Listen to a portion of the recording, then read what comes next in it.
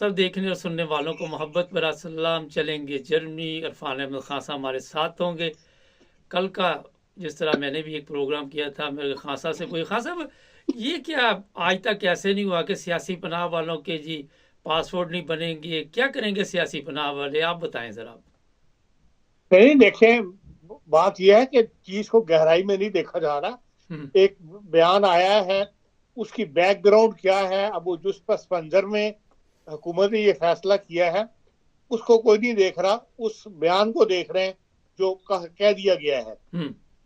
और ऐसी जो फैसले होते हैं वो शख्सियात नहीं किया करती, वो हुकूमतें किया करती हैं। ये मोहसिन नकवी साहब का एक जाती फैसला है एज ए वजीर दाखिला, हम्म। लेकिन ये हुकूमत का फैसला नहीं है। हम्म। अगर ये इतने इंपॉर्टेंट फैसला होता तो ये दूररस नताइज का हामिल मामला होता तो फिर हुकूमत इसमें फैसला करती, कैबिनेट में जाता, कैबिनेट इसके ऊपर राय देती। अगर कम ये पार्लियामेंट में ना जाते तो कम से कम कैबिनेट से तो इसकी मंजूरी ली जाती। हुआ यह है कि पिछले दिनों मोहसिन नकवी साहब वहां आए थे इटली। इटली के अंदर, हम्म। और इटली के वो जो वजीर दाखिला के साथ उनकी मुलाकात हुई, उसकी तस्वीरें वगैरह भी आई थी। हम्म। इटली वो जगह है जहां पर जो लोग यूनान से तुर्की से पाकिस्तानी आते हैं वो आके उनका एंड जो है वो यूनान पे होता है। हम्म।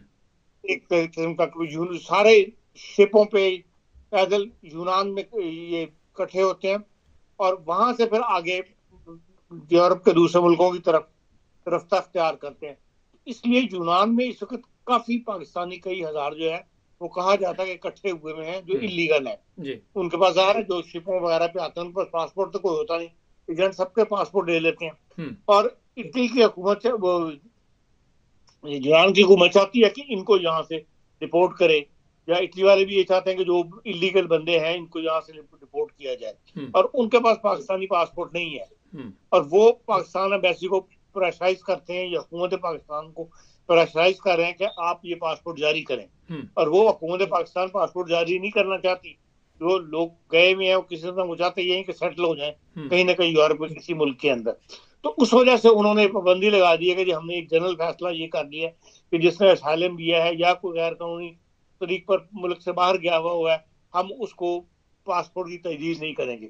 इससे बेसिकली फायदा उन लोगों को होगा जिनके असाइलम के केस खत्म हो गए हैं और उनको तमाम यूरोपियन ममालिक जो है उनको डिपोर्ट करना चाहते हैं, पाकिस्तान भिजवाना चाहते हैं, हम्म। और पाकिस्तान की हुकूमत प्रेशर डाल रही है आप इनके पासपोर्ट इशू करें। इसके लिए उन्होंने जनरल फैसला कर दिया कि हम ऐसे लोगों को पासपोर्ट नहीं देंगे। अब उनको बगैर पासपोर्ट के तो उनके मुल्कों में भेजा नहीं जा सकता। हम्म। इससे यहाँ की हुकूमत प्रेशर में आएगी कि भाई इनका कोई लोकल सेटलमेंट जो है वो यहाँ ढूंढा जाए कि इनको किसी तरह यहाँ रख लिया जाए। बाकी ये है कि जो लोग असाइलम देते हैं और उनको वीजा चेंज करवाना होता है दूसरे वीजों ओपन थर्ड के अंदर, जो नॉर्मल वीजा है, वर्किंग वीजा, जो स्कीमें निकली हुई हैं अभी यूरोप के अंदर, उनके अंदर आउटलैंडर बोर्ड एक लेटर इशू करता है जिसमें वो लिख देता है कि जी हाँ अगर ये बंदा नॉर्मल अपने मुल्क का पासपोर्ट लिया है तो हम इसको नॉर्मल ओपन थर्ड इशू कर देंगे। तो नॉर्मल ओपन थर्ड पे तो कोई पाबंदी नहीं है ना। उस लेटर के इवज फिर पाकिस्तान कॉन्सुलेट या एम्बेसी जो है वो पासपोर्ट के कागजात वगैरह जमा कर देती है या उनके पर्टिकुलर्स जो है वो पाकिस्तान भिजवा देती है पासपोर्ट इशू होने के लिए। पासपोर्ट इशू हो जाता है। ये केस चल रहे हैं काफी अरसे से इस किस्म के, इसलिए इसमें इतनी को खतरे वाली बात नहीं है जैसा कि खतरा बयान किया जा रहा है कि जी ये इससे शुरू में भी यही था। जिस जमाने में लोगों ने असाइलम लेने शुरू किए थे 70s के शुरू में, एमक्यूएम वाले आए थे या दूसरे कम्युनिटीज आई थी, उस वक्त भी यही था कि भाई एम्बेसी यही कहा करती थी कि नहीं हम आपको, आपने तो असाइलम अप्लाई किया तो हम आपको नहीं इशू कर सकते, आपने मुल्क के खिलाफ असाइलम ले लिया। कानून तो यही है कि जो मुल्क के खिलाफ असाइलम लेता है उस मुल्क को सरेंडर कर रहा है, तो इस मुल्क से जान छोड़ना चाहता हूँ। तो इस लिहाज से शुरू में नहीं थी, फिर बाद में जब लोग हजारों में आने शुरू हो गए फिर एम्बेसी ने रास्ते खोल दिए। उन्होंने कहा कि भाई ये तो एक जरिया है लोगों के सेटल होने का, कि लोग इख्तियार कर रहे हैं। बेसिकली ये वो मुल्क के खिलाफ नहीं है, जब मुल्क के खिलाफ असाइलम नहीं लेना चाहते, मजबूरी के तहत ये कदम उठा रहे हैं। तो फिर पाकिस्तान एम्बेसीज ने खोल दिए थे वीजे, मतलब उनके काम करने शुरू कर दिए थे। वरना तो पहले जिसने असाइलम लिया हो उसका कोई भी काम जो है वो एम्बेसी नहीं करती थी। 70 से शुरू के अंदर। वो कहते हैं आपने असाइलम दिया हुआ है। तो अब बहरहाल ये जो स्कीम निकली है इसका इतना खतरा महसूस नहीं होता जितना कि फैलाया जा रहा है या लोग समझ रहे हैं, और जल्दी देखेंगे अब ये स्कीम वापस ले ली जाएगी। खान साहब, जर्मनी में अगर किसी का पासपोर्ट ना हो तो अम्बेसी वाले एक दिन के पासपोर्ट पे लोगों को पासपोर्ट बना देते हैं ताकि वापस भिजवाया जाए। नहीं, वो पासपोर्ट पाकिस्तान एम्बेसी नहीं बनाती। वो पासपोर्ट, वो जो नया मुआहदा जो हुआ था जर्मन गवर्नमेंट का, जर्मन की वजारत दाखिला का और इनका, ये जो नया इन्होंने इदारा बनाया है यूरोप का डेपोटेशन का, कि सारे मुल्क एक कानून के तहत डिपोर्ट करेंगे एक ही से, उनके और वजारत पाकिस्तान की इमिग्रेशन जो पॉलिसी है, पुलिस का महकमा है, उनके दरमियान एक मुआहदा हो गया था। उसके तहत ये हो रहा था कि वो वहां से फिंगरप्रिंट भेज के डायरेक्ट एम्बेसी को बताए बगैर, तो इन्वॉल्व किए बगैर वहां फिंगरप्रिंट चले जाते थे और वो फिर नादरान को कंफर्म कर देता था कि हाँ ये पाकिस्तानी है। उसके ऊपर वन डे पासपोर्ट जो है वो पाकिस्तान से ऑर्डर इशू होता था यहाँ एम्बेसीज को, हाँ हम इनको वन डे का पास इशू कर दें। तब ये लोग किया करते थे, अपने तौर पे नहीं करते थे एम्बेसीज वाले।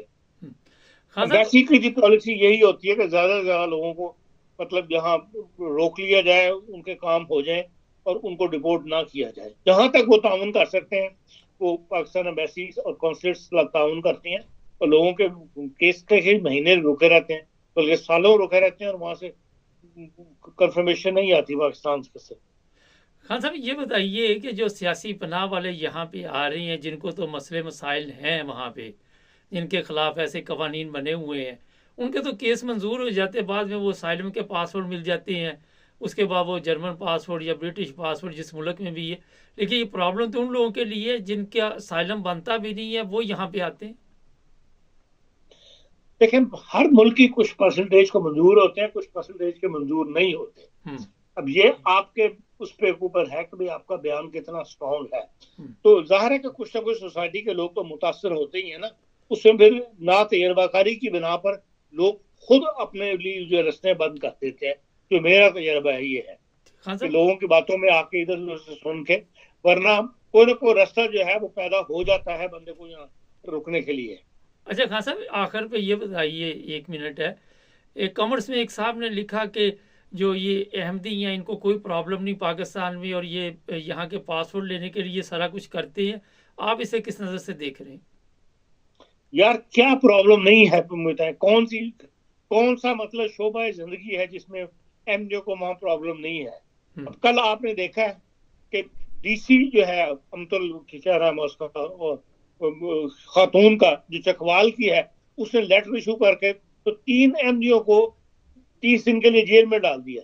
प्रेशराइज कर रहे थे उनको कि जी आप ये लिख कर दें कि आप लोग कुर्बानी नहीं करेंगे। चकवाल, चुआ, शहनशाह, दुलमियाल, यहाँ का जो एरिया है उनके डिस्ट्रिक्ट के अंदर चकवाल में, फिर ये एमडी कुर्बानी नहीं करेंगे। आप किसी को लिख के दे सकते हैं कि फलाना बंदे के बिहाफ के ऊपर मैं लिख के देता हूँ कि मैं कुर्बानी नहीं करूंगा। ये तो हर बंदे का इंफरादी फेल है। जो करना चाहता है, जो सजा भुगतना चाहता है, जो छुप के करना चाहता है, ये कैसे एक बंदा इस बात की जमानत दे दे। उन्होंने ये जमानत मांगी थी तीनों ओहदेदारों से, फिर ये आप लिख के दें कि आप हमारे चकवाल के जिले में कुर्बानी नहीं करेंगे। उनका जी हम तो लिख के नहीं दे सकते। उससे 30 दिन के लिए जेल में डाल दिया, फिर तो हमने अमा को नुकसान पहुंचाने के इल्जाम के अंदर। कोई बात है करने वाली।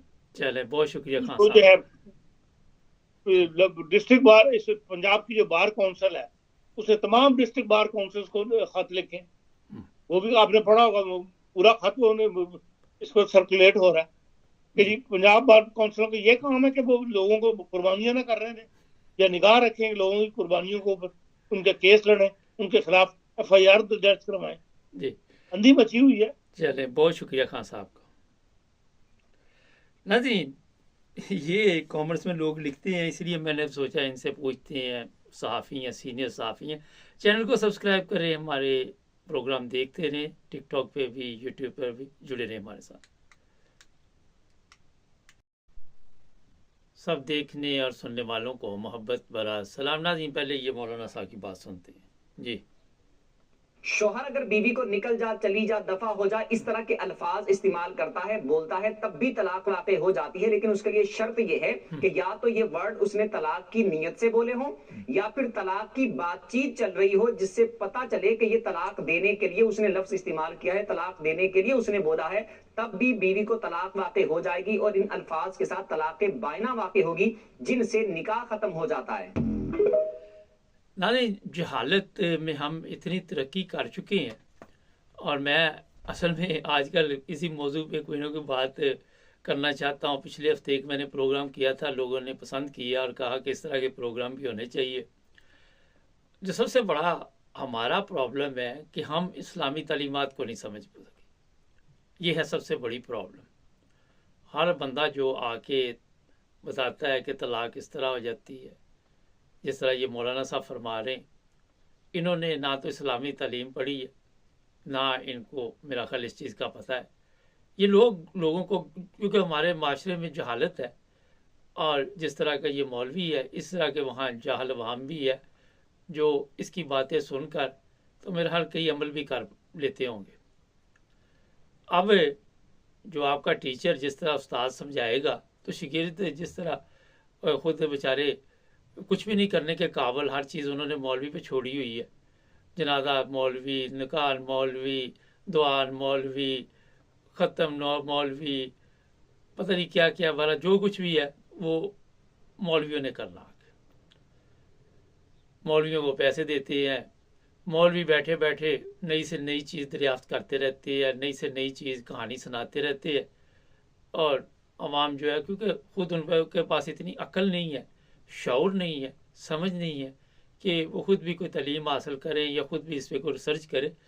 रिसर्च कैसे कर सकती? बच्चे को आपने बताया ही नहीं कि आपने जनाब ये सीधा रास्ता इस पर जाना, तो वो किस तरह जा सकता? और यही सबसे बड़ी प्रॉब्लम है कि पाकिस्तान में आपने देखा कि इन उलमा ने जो मुल्क का हाल कर दिया, वो मेरा हाल आप सबके इल्म में, सबके सामने। इस पर आज लंबी कहानी हो जाएगी, फिर लोग कहते हैं जी एक बात पे आप काफ़ी चीज़ें समझा देते हैं। मकसद ये होता है कि जिस तरह की अवाम है उस तरह पे थोड़ा टाइम लगाना पड़ता है ना समझाने के लिए भी। पहली चीज़ तो यही है कि गुस्से में आके कोई भी कदम कोई उठाता है तो वो कदम गलत होता है, मैं आपको बता दूँ। और ये जिस तरह बता रहा है कि इस तरह कहने से ख़तून को अगर आपने कह दिया तो तलाक हो जाएगी और निकाह ख़त्म हो जाएगा, ये बिल्कुल गलत है। और इसमें थोड़ा सा मैं आपको बता दूं, हर चीज़ में सबसे पहले मौका दिया जाता है एक दूसरे को समझने के लिए। लोग जो कहते हैं जी 3 तलाक़ें, उसकी भी आज तक किसी को मेरे हिसाब से तो समझ नहीं आई, मगर वक्फ़ा होता है। यहाँ अगर यूरोप में आप देखें तो ये जो यहाँ की अदालतें हैं वो भी टाइम देते हैं कि एक दूसरे को मौका देते हैं कि आपका दिमाग ठंडा हो जाए तो आप दोबारा रास्ते पे आ जाएं और एक दूसरे के साथ ज़िंदगी गुजारें। कई केस यहाँ अदालतों में पड़े हुए हैं, साल, 6 माह, 2 साल, कई टाइम लग जाता है, फिर वो देखते ये अलहदा रहे इतनी देर तक। यही मैं आपको बताना चाह, अब ये इधर न ले जाइएगा। वैसे जो इस्लामी तालीम भी यही है कि 3 दफ़ा का मतलब ये नहीं कि आप उधर ही गुस्से में खड़े खड़े ये अल्फाज बोलते हैं काम हो गया। पहले तो ये मैं बताऊं कि हर चीज़ में वक़्त होता है, एक वक्फ़ा होता है, पहले में, दूसरे में, तीसरे में, 3 दफ़ा तलाक देने में।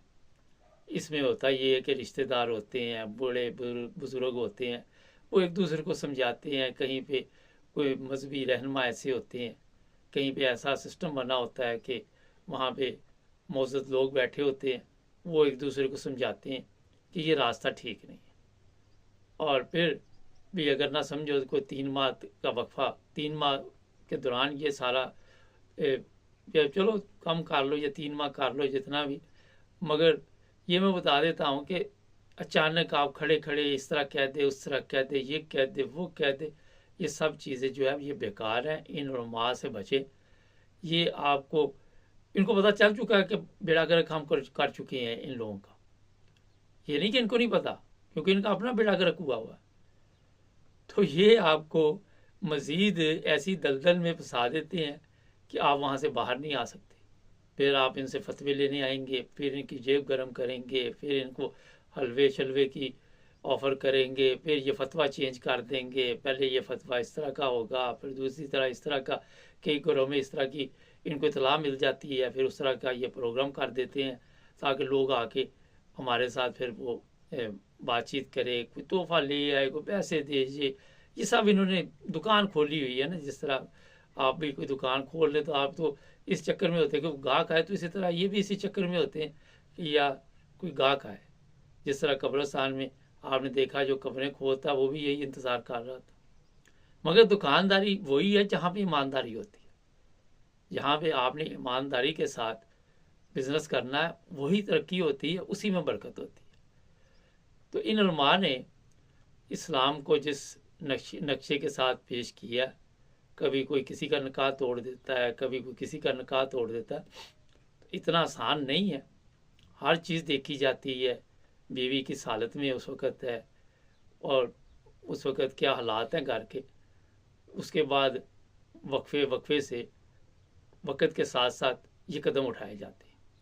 ये मुख्तसर सा जवाब था, मैंने कहा दे दूँ, क्योंकि मैं इसकी बात सुन रहा था तो मैं कह रहा था यार कई जाहलों ने इसकी बात सुनकर अपना घर बर्बाद कर लेना, तो एहतियात करें, हमेशा जाहलों से दूर रहें। मगर माशरा हमारा जाहलों से दूर जाके फिर जाहलों में बैठेंगे, किधर जाएंगे?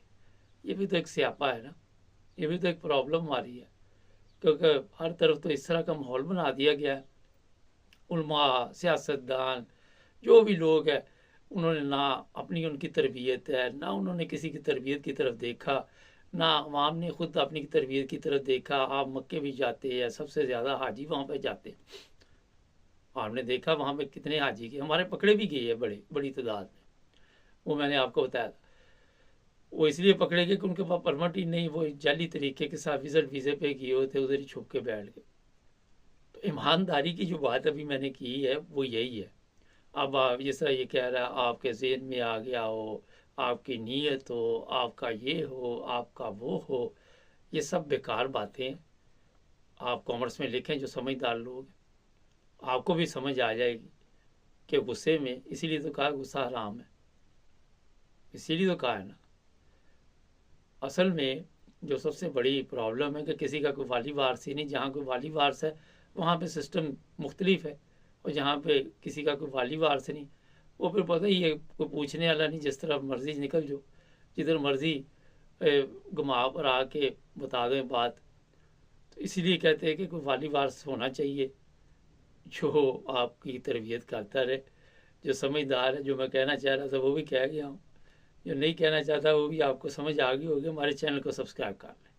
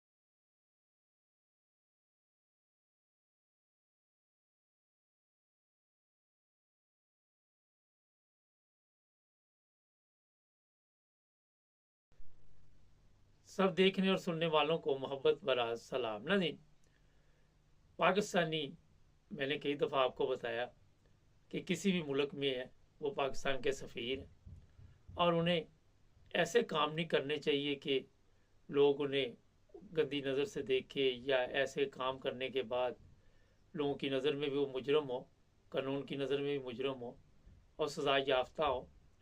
आपको पता है कि यूरोप हो या इंग्लैंड, अमेरिका, कनाडा, जो भी तरक्की याफ्ता ममालिक है, यहाँ पे इस तरह के लोगों की कोई जगह नहीं, खासकर जो पाकिस्तानी है या दूसरे गैर मुल्की है। फिर अफसोसनाक वाक़या ये है कि अगर कोई वाक़या हो गया तो दूसरे को उससे सबक हासिल करना चाहिए, मगर ऐसी चीज़ आपको कहीं पे भी कोई नज़र नहीं आएगी। इस तरह के वाक़यात दिन ब दिन बढ़ते जा रहे हैं। और अब मैं आपको ये बताने लगा हूँ कि ये दो लोगों की जो आपने तस्वीर ऊपर बोर्ड पे देखी है, इन्होंने क्या किया, फिर इनको जेल हुई, फिर अब सोशल मीडिया पे भी इनकी तस्वीरें चल रही हैं। अंग्रेज़ भी इनके ख़िलाफ़ आके प्रोग्राम कर रहे हैं और बता रहे हैं कि ये जो लोग हैं इनको अभी तक वापस क्यों नहीं भेजा गया। ब्रिटिश गवर्नमेंट अपने तौर पे तो पूरी कोशिश कर रही है, लेकिन क्योंकि जब तक पाकिस्तानी एम्बेसी इनके पासपोर्ट इशू नहीं करेगी या ट्रैवल डॉक्यूमेंट्स, उस वक्त तक इनको वापस नहीं भेजा जाएगा। इन लोगों ने जनाब रेप किया, रेप के केस में इनको गिरफ्तार पुलिस ने किया। और ये आज की बात नहीं है, आज जो सवाल है वो ये है कि ये अभी तक यहाँ पे क्यों है, ये है प्रॉब्लम। और फिर इन लोगों को जब पाकिस्तानी एम्बेसी में लेके गए तो उन्होंने कहा जी हम इनको नहीं लेंगे, हम इनका रिकॉर्ड चेक करेंगे, वही दो नंबरी जो पाकिस्तान में आप सबके इल्म में है। हालांकि इनके पास काफ़ी सबूत भी हैं कि ये पाकिस्तानी है, मगर क्योंकि हमारे हालात ऐसे है वो आपको मैं बताता रहता हूँ। इन्होंने जनाब 6-6 साल जेल तकरीबन काटी, और इतनी जेल जब काट ली तो फिर ज़ाहिर है यहाँ की गवर्नमेंट जो है इन्हें यहाँ पे नहीं रखने के लिए तैयार। ये लोग जो है, अब आपको जो मैं बात बताने लगा हूँ, इनमें से एक कारी साहब है। कारी पता नहीं सही है कि या जाली है, मगर नाम के साथ बाकायदा तौर पर कारी का नाम लिया जा रहा है। अब मुझे बताइए, अगर तो ये वाकई दाढ़ी शाड़ी से तो लग रहा है कि ये कारी है, अल्लाह बेहतर जानता है, तो फिर इसने कौन सी इस्लामी तालीमात सीखी कि वो ये दूसरे ममालिक में आके इस तरह के केस जो है उसमें जनाब पकड़ा जाए और फिर इसे जेल हो। आपको ये भी पता है कि बगैर सबूत के यहाँ पे जेल नहीं होती। ये पाकिस्तान तो है नहीं कि जिसको मर्जी पकड़ लो, जिसको मर्जी मार दो। तो जनाब ये हमारे पाकिस्तानी जो लोग यहाँ पे रहते हैं, और मैं अक्सर उनको ये समझाता रहता हूँ कि क्यों आप ये गलत काम करते हैं, क्यों अपनी ज़िंदगी भी बर्बाद करते हैं, मुल्क का नाम भी बदनाम करते हैं, इस्लाम का नाम बदनाम करते हैं। पाकिस्तान का मेरा ख्याल है जो पहले हशर हो चुका है, उस पर तो प्रोग्राम आप देखते रहते हैं। और दूसरी ये चीज़ है कि आजकल सोशल मीडिया है या जो भी है, जो लोग भी इस वक्त देखते हैं कि हमारी बच्चियां जो है वो सोशल मीडिया इस्तेमाल करती हैं, कम से कम अपनी पूरी कोशिश करनी चाहिए कि उन्हें कंट्रोल करें, उन्हें समझाएं। मगर यहाँ पे बच्चे भी नहीं समझते, ये भी एक बहुत बड़ी प्रॉब्लम। वो कहते जी आपको पता नहीं, और जब इस तरह के मामला सामने आते हैं तो फिर उनको समझ आती है कि ये तो हमने ज़िंदगी में अपनी जो गलती की है उसकी सज़ा मिल रही है। इस वालिदैन की नाफरमानी की सज़ा भी है बच्चों को। अब ये जो दो बंदे पकड़े हुए हैं, पता नहीं अब ये छोड़ दिए हैं, सज़ा काट ली है, कहाँ रखा हुआ है, बेल पे है, क्या है। लेकिन जो सवाल है वो यही है कि अगर जो पाकिस्तान की हालत देखकर आप सोच सकते हैं कि जराइम पेशा अफराद की ज़िंदगी वहाँ पे तो शहंशाहों जैसी होती है, आपकी पूरी पार्लियामेंट जराइम पेशा, आपके और भी लोग जराइम पेशा, और वो इन लोगों को नहीं ले रहे। ये है सवाल, ये बड़ा एक अहम सवाल है कि जो खुद मुल्क को लूटने वाले हैं, जो खुद गलत कामों में ज़िंदगी गुजार रहे हैं, गुजारते रहे हैं, वो भी इनको लेने के लिए तैयार नहीं। तो जनाब अगर आपको अल्लाह ताला ने एक मौका दे दिया, आप किसी यूरोप के मुल्क में आ ही गए हैं खुशकिस्मती से, तो वहाँ की इंसानों वाली ज़िंदगी गुजारें। ज़रूर आपने जो वहाँ पे ज़िंदगी गुजारी हुई है, ज़ाहिर है आप इंसान बनने के लिए यहाँ पे आए ना, वहाँ तो हर तरफ आपको पता जानवर, दरिंदे, भेड़िए, पता नहीं कैसे खौफनाक जानवर इंसानों के रूप में आपको नज़र आते हैं। ये मैं नहीं कह रहा, आपकी मीडिया कह रही है, सोशल मीडिया कह रही, आप देख लें पाकिस्तान के हालात कह रहे हैं। तो जनाब ये मैं बता देता हूँ कि अगर आप यहाँ पे आ गए हैं तो खुदा के लिए कोई अच्छी ज़िंदगी का इंतखाब करें। और ऐसे काम क्यों करते हैं आप लोग, क्या वजह है, ये एक सवाल है। ये सारे जराइम जो है पाकिस्तानियों ने करने यहाँ पे आके, कभी कोई पकड़ा जाता है जाली वीज़ों के चक्कर में, कभी कुछ कभी कुछ। तो जनाब पिछले दिनों यहाँ पे एक बहुत बड़ा उन्होंने गैंग पकड़ा, वो भी इसी काम में था। अमेरिका में एक वो पकड़ा मौलवी, वो 40 साल से बच्चों के साथ ये कर रहा था, वो पकड़ा ही नहीं गया था। ये हालत है हर जगह पे मुसलमानों की, खासकर पाकिस्तानियों की जब नज़र आती है तो बहुत दुख और तकलीफ़ होती है। आज यूरोप में आना कितना मुश्किल है, इसका अंदाज़ा आप लगा सकते हैं। यहाँ आके फिर यहाँ का रेजिडेंट परमिट हासिल करना उससे भी मुश्किल है। लोग समझते पता नहीं हम यूरोप में पहुँच जाएंगे तो हमारी पिकनिक शुरू हो जाएगी, यहाँ पे कोई पूछने वाला नहीं होगा। आज के दौर में सिर्फ ये नहीं कि यहाँ पे यूरोप पूरे में जो जराइम पेशा गैर मुल्की हैं उनकी कबख्ती आई हुई है। हर जगह पे इन्होंने कहा कि इन लोगों को वापस भेजो। पाकिस्तानी एम्बेसी अगर फ़र्ज़ करे नहीं भिजवाती किसी तरह भी, तो फिर कोई ना कोई ये दूसरा हल निकालेंगे। अब ये इस्लामी मुल्क तो है नहीं, अगर यही काम इन्होंने सऊदी अरब किया होता तो किसी जगह भी भेजने की इनको ज़रूरत नहीं थी। इनको वहाँ के कवानीन के मुताबिक उस जगह भेज देना था जहाँ से वापसी मुश्किल थी। यहाँ से आप सीख लें, यहाँ से सबक हासिल करें। छोटा सा मैसेज था, जुड़े रहें हमारे साथ, सब्सक्राइब कर लें।